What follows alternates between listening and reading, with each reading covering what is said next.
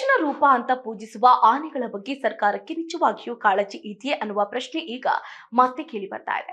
ಹಾಸನದಲ್ಲಿ ಸೆರೆ ಹಿಡಿದು ಸಕ್ರೆಬೈಲು ಆನೆ ಶಿಬಿರಕ್ಕೆ ತರಲಾಗಿದ್ದ ವಿಕ್ರಾಂತ್ ಆನೆ ಆರೋಗ್ಯ ಸಮಸ್ಯೆಯಿಂದ ಬಳಲ್ತಾ ಇದ್ರು, ಸಮರ್ಪಕ ಚಿಕಿತ್ಸೆ ಸಿಗ್ತಾ ಇಲ್ಲ ಅನ್ನುವ ಗಂಭೀರ ಆರೋಪ ಇದೀಗ ಕೇಳಿ ಬಂದಿದೆ.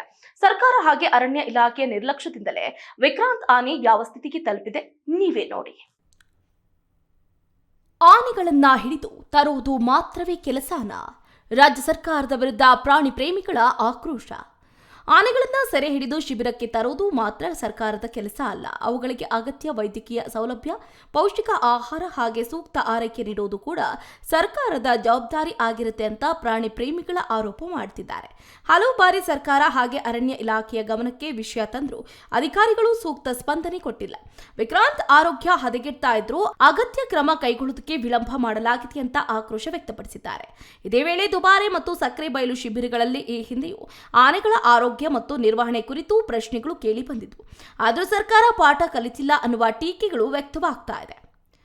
ಆನೆಗಳನ್ನ ಹಿಡಿದು ತಂದು ಶಿಬಿರದಲ್ಲಿ ಇಟ್ಟರೆ ಸಾಕಾಗುವುದಿಲ್ಲ, ಅವುಗಳ ಜೀವ ಉಳಿಸುವ ಜವಾಬ್ದಾರಿ ಸರ್ಕಾರ ಮತ್ತು ಅರಣ್ಯ ಇಲಾಖೆಯದ್ದು. ವಿಕ್ರಾಂತ್ ಆನೆಯು ಸ್ಥಿತಿಗೆ ಅಧಿಕಾರಿಗಳ ನಿರ್ಲಕ್ಷ್ಯವೇ ಕಾರಣ. ಕೂಡಲೇ ತಜ್ಞ ವೈದ್ಯರ ತಂಡ ರಚಿಸಿ ಚಿಕಿತ್ಸೆ ನೀಡಬೇಕು ಅಂತ ಸರ್ಕಾರ ಮತ್ತು ಅರಣ್ಯ ಅಧಿಕಾರಿಗಳ ವಿರುದ್ಧ ಆಕ್ರೋಶ ವ್ಯಕ್ತವಾಗಿದೆ.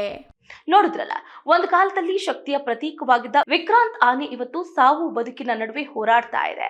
ಈ ರೀತಿಯಾದಂತಹ ಆರೋಪಗಳು ಕೂಡ ಕೇಳಿ ಬರ್ತಾ ಇದೆ. ಗಣೇಶನ ಹೆಸರಲ್ಲಿ ಹಬ್ಬ ಆಚರಿಸುವ ಸರ್ಕಾರ ಮತ್ತು ಸಮಾಜ ಜೀವಂತ ಆನೆಗಳ ಆರೈಕೆಯಲ್ಲಿ ಎಷ್ಟು ಗಂಭೀರವಾಗಿದೆ ಅನ್ನುವ ಪ್ರಶ್ನೆ ಇದೀಗ ಮತ್ತೊಮ್ಮೆ ಉದ್ಭವಿಸಿದೆ.